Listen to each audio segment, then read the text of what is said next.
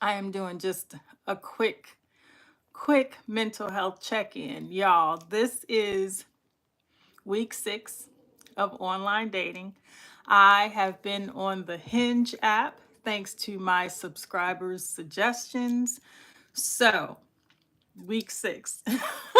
We are only halfway through the week, but oh my gosh, y'all, it has been I'm trying to think about a good way to explain. It hasn't been bad. Hey girl, hey Deanna. That was a fast changeover. I was like, I tried to DM you and say, I'm gonna put my put some eyebrows on. And then I'll jump on after you. So that whole time I was sitting there like listening to you. But girl, can you believe this is week 6 of online dating on Hinge, and these men have been a little sassy. I'm just saying, they have been a little sassy. Yeah, we got into the if we were in a relationship conversation, can you pay half my bills? Sir, excuse me? I can't even keep a straight face and say that. Bro asked me to pay half his bills. Sir, really? And then after he asked me to pay, if I was going to, split his bills 50-50 with him, he proceeded to let me know he lives in an apartment with his mother and he splits the bills 50-50. So, yeah, the clown.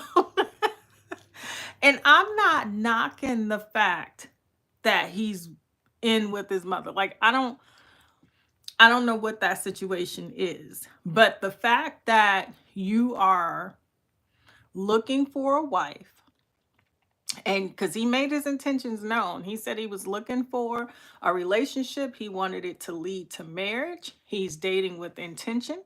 Okay, I can respect that. But then to go on to say, "But I need you to pay half my bills." Excuse. So am I paying like your half to your mom's half?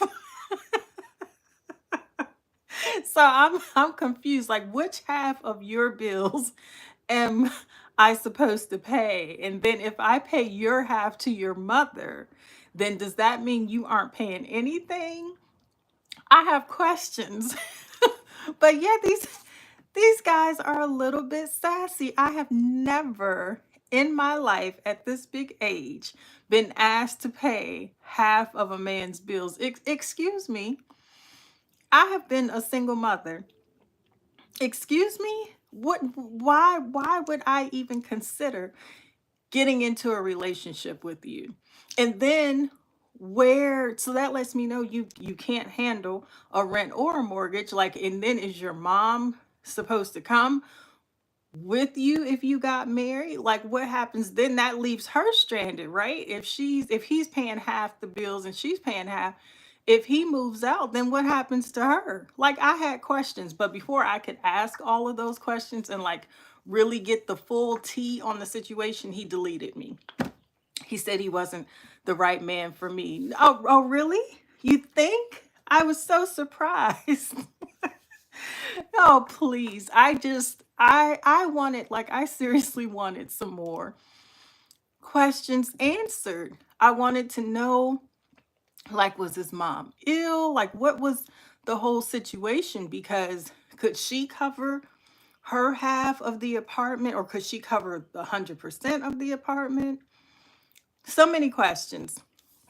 I know, Boss Dog for the team. You know it. Next time Boss Dog gets on your live, I am going to tell him that he missed tea on your live, Deanna, and my live. Y'all, thank you for joining today. If you do not know Deanna Reese Williams, she is in blue. She is my moderator. And her channel, if you are not subscribed, please do so, because if you need motivation, if you need to know how to set intentions for the week to obtain your goals, she is that person, because she has gotten me to think differently and set my mindset differently. And the video you posted this morning, Deanna, that one was good because talking about stress, and I thought about that, and that's why I wanted to check in and do a mental health check in, because so many people are at this time stressed out, they're worried. There are so many things happening in the world. I know a lot of people are getting furloughed. A lot of people, their government grants aren't coming in. I work part time in the mental health field, and I work for a nonprofit. A friend of mine owns a nonprofit, and I've been working, helping her part time with patients for the last almost 3 years now. Man, time goes by. But her funding is up in the air right now. So my job, in essence, is up in the air right now. So it is a trying time for everyone. So add to that these sassy men on this dating app. And it has been a very interesting week. Now, I will tell you a positive. I actually have met two men, one from Africa, one from France, that both speak English and French. So I have been able to practice my French a lot for about a good 5 or 6 days now. So once they learned that I spoke French, and I was like, yeah, it helps me to practice because I don't, it's just my daughter and I practice with each other, but not anyone that is from a French speaking country. So that has been really fun. Um, yes, for the nonprofit. Yes, Deanna. Yeah, prayers going up because a lot of people benefit, a lot of those programs. And to think about the patients I have, and I know their situations, they would be greatly impacted if not for this nonprofit and the programs that are offered. So I worry about that with other people. It's not just one, it's many across the country. So I think a lot of people that rely on federal funding are having to take a deep breath and figure out plan B. So, and we aren't even going to talk about DEI because a lot of people don't realize DEI also includes people with disabilities. I have friend with autistic children that are in programs. So when those programs are cut, what happens then? So we're not just talking about it's just not for people of color, yeah. So we aren't going to keep it heavy today. That's why I'm doing a mental health check-in. How y'all doing? How are y'all doing? So yeah. And yes, Deanna, the men are and have been sassy, but like I said, the two French speaking men, one is from Senegal and one is actually from Paris. So that has been, like I said, really, really good to be able to speak French. So I think it's a bit of, and I do have on my profile too that I do speak, when I ask you for languages, I put English and French. So those two gentlemen actually did message me in French. So that was pretty cool. And I'm able to respond back in French because your girl got a little something, something, a little something extra with her. So a lot of people don't know that. So one of my many hidden talents. So those two have been really cool to talk to. They're just, with them, I don't know, with the traveling aspect, I can't just up and go to Senegal. Plus, they're culturally, there may be a bit of a difference. And I do have friends in Morocco. And so I am used to having friends globally. I have friends in Europe and just all across everywhere in Canada. So I have summer friends everywhere. It's so funny because at home, I think that's why I am so much of a homebody, because when I think about where are all my friends, they are globally stretched across this world. So if everybody were to be in the same place, I would probably get into so much trouble. So even my friends in the US, I have very few friends here in Maryland on the East Coast. All my friends are spread out everywhere. So it is always a dream that everybody could be in one spot together. I think that would be so much fun. Even if it was just for a weekend, we would get into so much trouble, I am telling you, and laugh so much. That's when you have those belly laughs and you never want to go to sleep because everything is just so funny. But nevertheless, I am still persevering on this app. I am still going forth. I don't know if I will meet my husband on this dating app, but I know I am making myself available and putting myself out there to be vulnerable and to be met. Yeah, so that's where my mental health, I'm still forging ahead. Even though I had some bad news this morning, it's okay because I know God got me. So yeah, we're going forward. It's funny because the video, my Wednesday video I released this morning, it's not like my normal content because usually I am giving you gems about writing or producing and teaching you how to do different things in the writing field, and or I'm doing my Dear Future Husband series. But this morning I posted a video and it's called Misery Loves Company. So, and how to bring yourself out of that. So I guess mental health has been on my mind lately, and I would have to maybe, I guess too, from talking to my patients, I may do a mental health series. I don't know because I do work in the field. So that may be something that is needed right now as well. So I'll have to think about that. But I know everybody needs a pick me up and a way to stay up and above all the drama and the trauma, because there is a lot out there. We all have some baggage with us. So it's just all about, when you have baggage, how are you unpacking that baggage? Because you can't carry a suitcase around with you 25 days or 25 hours a day, 8 days a week, okay? Because it's heavy.